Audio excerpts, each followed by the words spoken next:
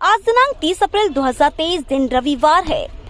Welcome back सुप्रभात news MP. चलिए देखते हैं मध्य प्रदेश की छोटी एवं बड़ी खबरों को। आज रविवार को भी होगा पंजीयन। 1 मई को प्रकाशित होगी अंतिम सूची। मुख्यमंत्री लाडली बहना योजना पर ताजा अपडेट है। अब अवकाश होने के बावजूद आज 30 अप्रैल रविवार को पंजीयन होंगे। वहीं 1 मई को अंतिम सूची का प्रकाशन किया जाएगा और 31 मई को फाइनल लिस्ट जारी होगी। इसके बाद 10 जून से पात्र हितग्राही बहनों के खातों में 1,000 रुपए आना शुरू हो जाएंगे। इधर सीएम शिवराज सिंह चौहान ने जिला कलेक्टर्स को योजना से संबंधित कई बड़े निर्देश दिए हैं। सीएम शिवराज सिंह चौहान ने कहा है कि मुख्यमंत्री लाडली बहना योजना में कोई भी कर्मचारी गड़बड़ी करता हुआ पाया जाएगा तो उसके विरुद्ध सख्त कार्रवाई की जाएगी। योजना में आवेदन भरवाकर रजिस्ट्रेशन करने, ई-केवाईसी और सूची तैयार करने के कार्य को ईमानदारी से बेहतर कार्य किया जाए। 30 अप्रैल को रविवार का अवकाश होने के बावजूद भी रजिस्ट्रेशन जारी रहेंगे। किसानों के लिए अच्छी खबर। सीएम ने खातों में भेजी 160 करोड़ रुपए की राहत राशि। मध्य प्रदेश के किसानों के लिए अच्छी खबर है। सीएम शिवराज सिंह चौहान ने लगभग 160 करोड़ रुपए की राहत राशि जारी की और कहा है कि प्रदेश में इस बार 3 दौर में ओलावृष्टि और असामयिक वर्षा से फसलें खराब हुई थी। राज्य सरकार ने फसलों का सर्वे कराकर राहत राशि वितरण करने का निर्णय लिया है। संकट की घड़ी में सरकार किसानों के साथ खड़ी है। किसानों को संकट से पार ले जाने में कोई कमी नहीं छोड़ी जाएगी। राहत राशि का पैसा आपके खाते में आ जाएगा। इसके लिए मैं आपको बहुत बहुत बधाई देता हूँ। आधुनिक सुविधाओं से लैस होगा इंदौर में बन रहा CM rise school. Madhya Pradesh के दिल इंदौर शहर में सीएम राइज स्कूल बनकर तैयार किया जाने वाला है। इसे करीब 120 करोड़ की लागत से बनाया जा रहा है। पहले चरण में 64 करोड़ रुपए खर्च किए जाएंगे। यह स्कूल में भारत का दर्शन करवाएगा।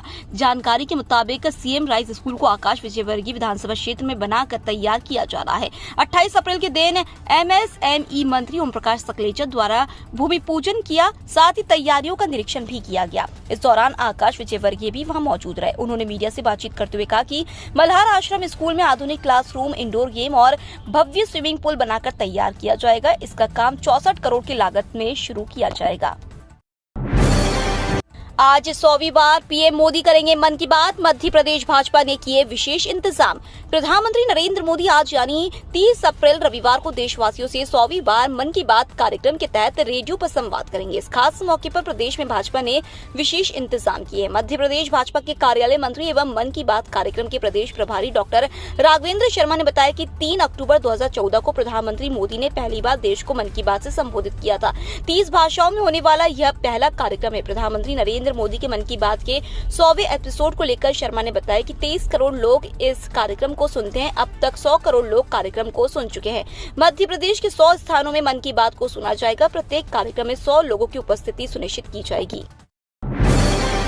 शिवराज सिंह चौहान ने कहा कर्नाटक को एसएमएस से बचना होगा। सीएम शिवराज सिंह चौहान ने कहा है कि कर्नाटक को एसएमएस से बचना होगा। उन्होंने कहा कि राज्य को बचाने के लिए एसएमएस से दूरी जरूरी है और डबल इंजन की सरकार ही वहां स्थायित्व ला सकती है। बता दें कि कर्नाटक विधानसभा की सभी 224 सीटों के लिए 10 मई 2023 को एक चरण में चुनाव होंगे और 13 मई को मतगणना होगी। आखिर ये एसएमएस है क्या? बकौल शिवराज ये है सिद्धारमैया, मल्लिकार्जुन खड़गे, शिव कुमार। दरअसल ये कांग्रेस की वो तिकड़ी है जो कर्नाटक में बीजेपी के लिए खासी चुनौती साबित हो रही है। कर्नाटक के पूर्व मुख्यमंत्री सिद्धारमैया ने दावा किया है कि चुनाव में वो 130 से ज्यादा सीटें जीतेंगे। सीएम शिवराज का बड़ा ऐलान, हर वार्ड में बनेगी लाडली बहना सेना। मध्य प्रदेश में लाडली बहना योजना में करोड़ों महिलाओं के फॉर्म जमा हो रहे हैं। वहीं सीएम शिवराज सिंह चौहान ने ऐलान किया कि बहनों के लिए जल्द ही लाडली बहना सेना तैयार होगी। ये सेना हर वार्ड में लोगों को जागरूक करने का काम करेगी। सीएम ने कलेक्टर और कमिश्नर को निर्देश दिए कि हर वार्ड में बहनों के ग्रुप बनाए। समूह के जरिए महिलाओं को आत्मनिर्भर और सशक्त बनाना है। सीएम शिवराज सिंह चौहान ने बहनों से संवाद करने के दौरान कलेक्टर और कमिश्नर को निर्देश दिए कि हर वार्ड में महिलाओं के समूह तैयार करें। इन समूह के जरिए गांव की तरह ही अब शहरी इलाकों में शहरी आजीविका मिशन के जरिए महिलाओं को मजबूत और आत्मनिर्भर बनाने की दिशा में काम किया जाएगा। इंदौर के 3 पैरामेडिकल कॉलेजों से अब तक वसूले 15 लाख रुपए। प्रशासन ने 6 पैरामेडिकल कॉलेज की संपत्ति कुर्की की कार्रवाई शुरू की है। यह कार्रवाई छात्रवृत्ति घोटाले में उच्च न्यायालय जबलपुर द्वारा कुर्की आदेश देने के बाद शुरू की गई है। जिले में 19 कॉलेजों से करोड़ों रुपए की वसूली की जानी है। 10 कॉलेजों ने उच्च न्यायालय से स्थगन आदेश ले रखा है। 9 पैरामेडिकल कॉलेजों से वसूली के लिए अभियान शुरू किया गया है। शुक्रवार को 3 कॉलेजों से 15 लाख रुपए ज्यादा की राशि जमा वसूली गई। प्रशासन ने शुक्रवार को मां नर्मदा पैरामेडिकल कॉलेज से 1 लाख रुपए और ग्रेटर मालवा पैरामेडिकल कॉलेज से 5 लाख रुपए की वसूली की। केशव पैरामेडिकल कॉलेज के विरुद्ध आरआरसी जारी की गई थी। कॉलेज ने पूरी राशि 9,13,800 रुपए जमा करा दी। अपर कलेक्टर अभय बेड़कर ने बताया कि छात्रवृत्ति में अनियमितता के मामले में वसूली का अभियान शुरू किया है। पुणे दानापुर के बीच 6 मई से चलेगी weekly summer special train. MP के इन 6 स्टेशनों पर होगा हॉल्ट। इंडियन रेलवे ने पुणे और दानापुर के बीच नॉन रिजर्व स्पेशल ट्रेन के बाद अब रिजर्व समर स्पेशल ट्रेन चलाने का भी फैसला किया है। यह समर स्पेशल वीकली ट्रेन 6 मई से 19 जून के बीच दोनों तरफ 7-7 ट्रिप लगाएगी। यह ट्रेन मध्य प्रदेश के 6 स्टेशनों पर रुकेगी। इस ट्रेन के लिए रिजर्वेशन विंडो खुल गया है। यहाँ बता दें कि रेल प्रशासन की ओर से ग्रीष्म अवकाश में अतिरिक्त यात्री यातायात को क्लियर करने एवं यात्रियों की सुविधाओं को ध्यान में रखते हुए पुणे दानापुर पुणे के मध्य 6 मई से 7-7 ट्रिप आरक्षित समर स्पेशल ट्रेन चलाने का निर्णय लिया गया है। यह गाड़ी दोनों दिशाओं में पश्चिम मध्य रेल के इटारसी, पिपरिया, जबलपुर, कटनी, मेहर एवं सतना स्टेशनों से होकर गंतव्य तक जाएगी।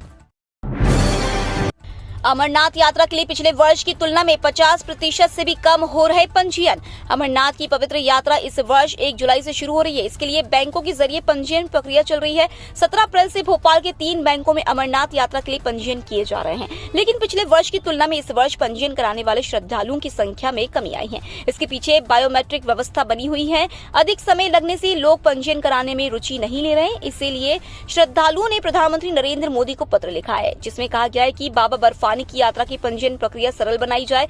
इससे पंजीयन करने में अधिक समय नहीं लगे। 12 दिनों में सिर्फ भोपाल से ऑनलाइन व ऑफलाइन 2500 श्रद्धालुओं ने अमरनाथ यात्रा के लिए पंजीयन कराए हैं। बैंकों के जरिए ऑफलाइन व ऑफलाइन अब तक 2500 यात्रियों ने ही पंजीयन कराए हैं। शिवराज के 3C के बाद अब कमलनाथ का 5B कौन सुलझाएगा ये सियासी फॉर्मूला। मुख्यमंत्री शिवराज सिंह चौहान के 3C फॉर्मूले के बाद अब पूर्व मुख्यमंत्री कमलनाथ ने 5B का फॉर्मूला दिया है। मध्य प्रदेश में इन दिनों राजनीतिक सरगर्मियां जोरों पर है और बीजेपी कांग्रेस एक दूसरे पर जमकर आरोप प्रत्यारोप लगा रही है। इसी सिलसिले में कभी कोई शायराना हो जाता है तो कभी गणितज्ञ। ऐसा ही रोचक मामला अब शिवराज कमलनाथ की रार में सामने आया है। गणित के फॉर्मूले कुछ और होते हैं और सियासत के कुछ और। गणित में फॉर्मूले के आधार पर कोई सवाल सुझाया जाता है, लेकिन सियासी फॉर्मूले सवाल खड़े करने और आरोप लगाने के लिए भी इस्तेमाल होते हैं, खासकर जब ये विपक्षी दल के लिए उपयोग में लाई जाएं। हाल ही में कर्नाटक विधानसभा चुनाव के लिए पहुंचे शिवराज सिंह चौहान ने कांग्रेस का 3C का फॉर्मूला दिया था। इंदौर में बच्चे और बड़े सीखेंगे तीर्थंकरों का पूजन और संस्कारित जीवन शैली। दिगंबर जैन समाज के बच्चों में धार्मिक व सामाजिक संस्कारों का बीजारोपण करने के उद्देश्य से यंग जैन स्टडी ग्रुप द्वारा 7 वर्षों से जैन संस्कार शिविर आयोजित किया जा रहा है। आज 30 अप्रैल से शुरू हो रहा है यह शिविर 8 मई तक चलेगा। इसमें बच्चों और बड़ों को तीर्थंकरों का पूजन और संस्कारित जीवन शैली सिखाई जाएगी। बताया कि 8 से 40 वर्ष तक की आयु के शिविरार्थियों के लिए यह शिविर सन्मति स्कूल में लगेगा। सुबह 7 बजे से 11 बजे तक लगने वाले शिविर में शिविरार्थियों को 30 बसों के माध्यम से लाने व छोड़ने की व्यवस्था 78 सेंटरों पर की गई है। एमपी में तेज हुई पुरानी पेंशन को बहाल करने की मांग। चुनावी साल में कर्मचारी डालेंगे वोट पर असर। मध्य प्रदेश के लिए यह चुनावी साल है। चुनाव में हर कोई सरकार से अपनी मांगे मनवाने के लिए जतन कर रहा है। सरकारी कर्मचारी भी अपनी मांगों को लेकर धरना प्रदर्शन कर रहे हैं। शनिवार को प्रदेश भर से भोपाल के नीलम पार्क में आए हजारों सरकारी कर्मचारियों ने अपनी आवाज बुलंद की। तृतीय वर्ग कर्मचारी संघ के प्रदेश सचिव उमाशंकर तिवारी ने नवभारत-टाइम्स.com को बताया कि वैसे तो हम 17 सूत्रीय मांगों को लेकर प्रदर्शन कर रहे हैं, लेकिन उसमें पुरानी पेंशन बहाली मुख्य मांगों में शामिल। सुप्रीम कोर्ट 12 मई को तय करेगा ओबीसी आरक्षण मामले की सुनवाई। सुप्रीम कोर्ट 12 मई को सुनवाई के दौरान यह निर्धारित करेगा कि अन्य पिछड़ा वर्ग आरक्षण संबंधी याचिकाओं की सुनवाई कहां होगी। मध्य प्रदेश शासन व ओबीसी SC/ST एकता मंच की याचिकाओं पर शुक्रवार को सुप्रीम कोर्ट के न्यायमूर्ति संजय किशन कौल व न्यायमूर्ति असदुद्दीन अमानुल्लाह की युगल पीठ में सुनवाई हुई। सुप्रीम कोर्ट ने मध्य प्रदेश शासन सहित अन्य को नोटिस जारी कर जवाब तलब कर लिया। साथ ही मामले की सुनवाई 12 मई को निर्धारित कर दी। इससे पूर्व सॉलिसिटर जनरल तुषार मेहता व assistant solicitor general KM Natraj ने सरकार का पक्ष रखा। उन्होंने बताया कि 2014 से सुप्रीम कोर्ट में ओबीसी आरक्षण के निर्धारण से संबंधित 4 याचिकाएं विचाराधीन हैं। कॉपियों की जांच जारी। 25 मई तक आएगा एमपी बोर्ड की 10वीं 12वीं परीक्षा का रिजल्ट। मध्य प्रदेश में कक्षा 10वीं कक्षा 12वीं की बोर्ड परीक्षाओं का रिजल्ट 25 मई तक घोषित होगा। स्कूल शिक्षा मंत्री इंदर सिंह परमार ने कहा कि रिजल्ट को लेकर तैयारियां की जा रही। इस बार भी पिछली बार की तरह कक्षा 10वीं कक्षा 12वीं की परीक्षाओं का रिजल्ट एक साथ जारी किया जाएगा। प्रदेश में 1 और 2 मार्च को बोर्ड परीक्षाएं शुरू हुई थी। 19 अप्रैल से कॉपियों के मूल्यांकन की शुरुआत हुई। 10वीं कक्षा की कॉपियों की जाँच पूरी हो चुकी है, जबकि कक्षा 12वीं की कॉपियों का काम 20 से 30% तक अभी बाकी है। इन कॉपियों का मूल्यांकन कार्य जल्द पूरा होगा। इस बार मूल्यांकन केंद्रों पर टीचर मोबाइल नहीं ले जा सकते। उनके मूल्यांकन के बाद ही एमपी बोर्ड रिजल्ट घोषित करने की तारीख बताएगा। एक साथ दो पश्चिमी विक्षोभ सक्रिय, 40 जिलों में गरज चमक के साथ बारिश, चलेगी आंधी।